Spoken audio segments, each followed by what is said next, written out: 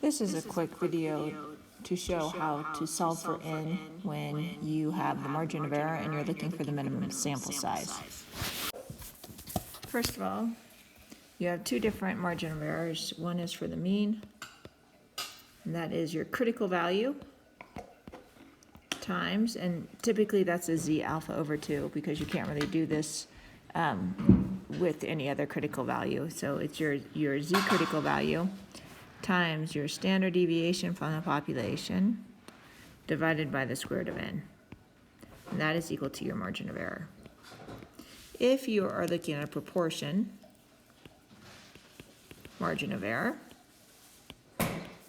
that is equal to your z critical value, so your z alpha over 2, times the square root of p hat times q hat all over n. All right, so these are our two. We'll start with the mean first.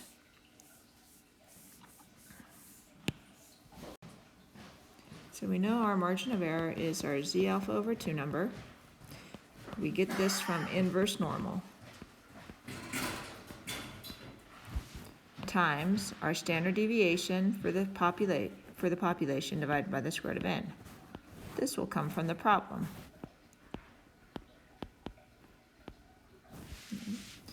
This is what we're looking for.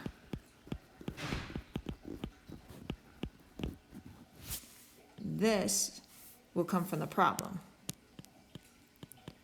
So the problem will say something. I want to be, within 5 of the true mean. So I want my error to be within 5 of the true mean at 90% confidence and I know from former studies that my standard deviation of the population is 10.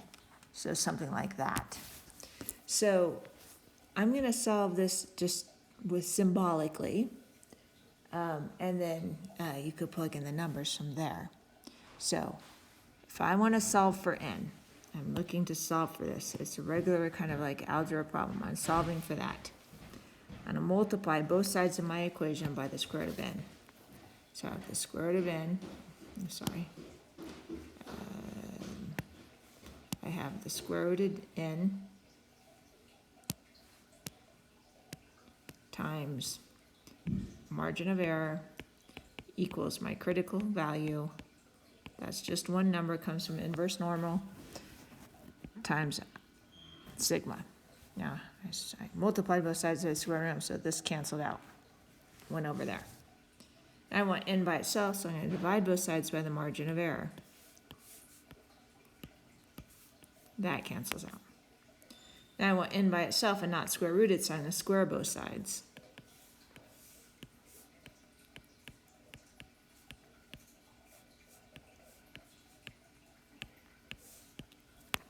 Okay? So, suppose the problem says you want to be within, 5. Here's the formula that we just derived.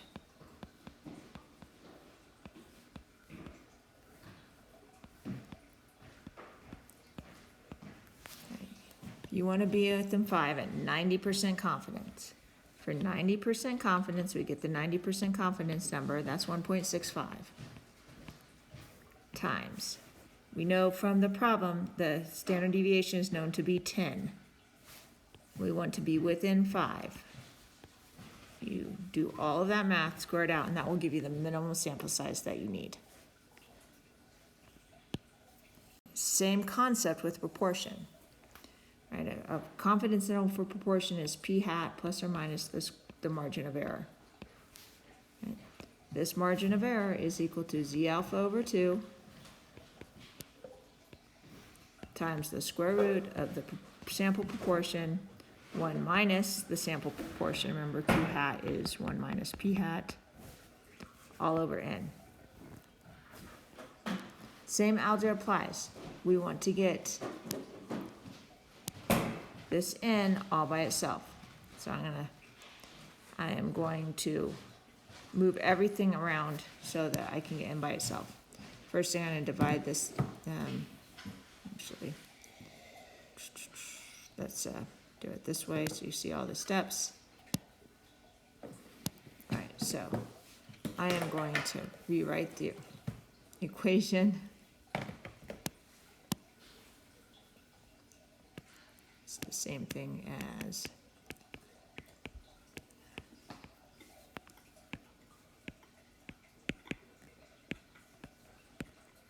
right? That's how you can take the square root of a fraction, multiply both sides by this now to get it over here.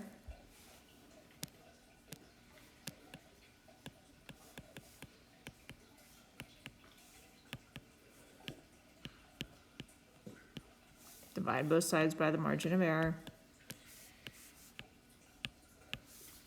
And square both sides. So you end up with n equals this square, and that just cancels, right? And so you have that squared still and that squared. So just p hat times q hat times c alpha over 2 divided by your margin of error. That whole thing is squared. So this is the formula I'm going to work with. Now, these guys will either be in the problem. If they are not in the problem, you take the most conservative guess, which is 50%. Right? This guy, again, you get from inverse normal.